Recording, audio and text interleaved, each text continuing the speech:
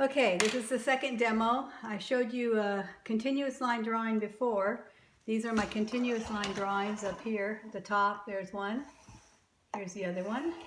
Now I am starting to shade one of my regular contour line drawings. So first I drew it. You can see here that I drew it all just using line first, and then here I have started to shade it. My object is hanging on the wall as I'm shading it, but I'm going to set it down here for a second so you can see what it looks like again. I'm drawing a mask. Before I start, while I'm shading, I'm not just looking for shadows and light, I'm also looking for the colors of objects because different colors are different values. So obviously this is white, so this is going to be my lightest value. This is a light blue, but you can see in areas, here is a shadow.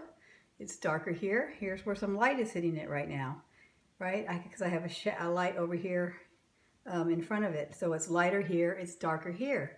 You can see on this curved area right here, because the mask is popped out in that area, there's a light curve and then it's a little darker in here. So I have multiple values in this. Like this is lighter than this is lighter than this, right? My darkest area is probably in here, right here. And of course my cast shadow is very, very dark, but my shadow is different when I have it on the wall. This area is very dark. So now I'm going to hang it on the wall and show you some steps for using your blending and sketching. Okay, I'm using a HB pencil. This is an HB. This is what I start with. This is a 4B, good for darks. You can go as dark as 6B. This is a 2B. So whatever you guys have at home, hopefully you have at least two pencils, but if not, most of you have a 2B. So I'm going to go back to this, and now I'm going to show you some shading. I already started to shade here. On the strings, in order for them to look three-dimensional, which here they don't, here they do, is they're going to have a shadow on one side. So I'm reinforcing that edge. I have a little bit of this is my kneaded eraser. This is the eraser you want to use for both charcoal and pencil. You can stretch it. That's why it's called a kneaded eraser. That's how you clean it. But you can also put it into little points, so it's easy to erase out detail areas. So if I'm doing a string and I want that to start to look three-dimensional, and since my light when I have my object on the wall is coming from this direction, my shadows are on this side, I would start to shade this. So there's a little bit of a shading. And notice that I'm not shading with the contour line. I'm shading again like a cross contour line. I'm not necessarily, because this is pencil, making lines on this one, but I am doing a slight diagonal or curve, and slowly it's starting to look like it has a little dimension. Sometimes you can just do a hint of a shadow on the other side also, but not as far up. If it starts to get too dark, you can just take your eraser again and erase out an area so you have a highlight. What other area? Okay, we'll look at this area up here. You can see I started to build my darks in here, which was a definite shadow. This is all just HB. If I want to shift to my 4B now, I can start to get this even darker. Also notice that when I'm shading, I'm going multiple directions. That's so I can slowly get it even. So I don't see a lot of pencil marks. You can also use a blender like this if you wanted to. If you wanted it to be really smooth, it also makes it a little bit darker, that you can see that it smudges it. I don't really smudge mine a lot, but if you want to do that, you can also use your finger to smudge a little bit. If I want to pull out highlights, like was there a highlight there? Let me look at my picture. Actually, it was just a little bit lighter right in here. So I can now take my kneaded eraser and I can pull out some of those highlights.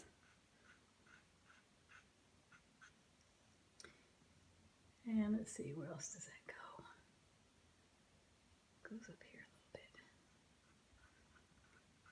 So I'm going to pull out some of those highlights, and it was a little bit darker right in this area. This is a crease or a fold. So those contour lines that I had, slowly they're going to disappear. I'm going to keep shading until my lines on the inside of the object start to basically go away. Sorry, I'm still coughing. More blending. I'm going to blend this in just a little bit so it's not such a harsh line.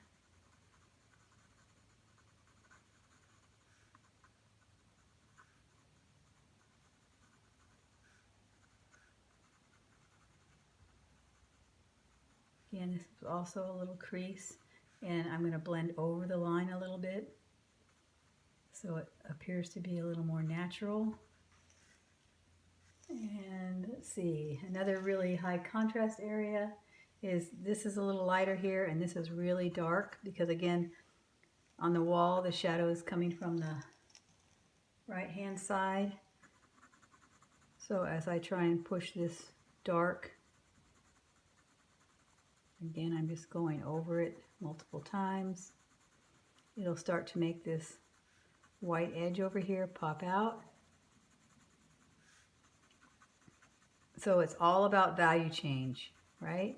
You want to have, what, 5 or 6 different values at least in your shading, which you can see I have multiple values. This is my lightest area, my next lightest area, because there's a little white band on this mask. Then within the blue area here, there's different values according to where the light's hitting, where the shadows are hitting. Now when you're doing cast shadows, like out here, I did some cast shadows, you don't want them to have hard edges. You don't want to outline them, right? They're kind of distinct. They can be distinct edges, or they can kind of fade out. This one on here kind of faded out and it got a little bit wider. So if I start doing this cast shadow here, again, my first layer might be pretty quick. Notice I'm using the side of my pencil, not using the point of my pencil like that, right? I'm using the side of my pencil like this for shading. That allows it to be a soft, long mark instead of a hard, pointed mark. And this shadow doesn't have a really distinct shape. It kind of starts to fade out on this side, just a little bit. Shadows are often darker closer up to the object also. And then out here it kind of had a little bit of a fade out as it comes out to the side. So I'm just going to softly fade that side out.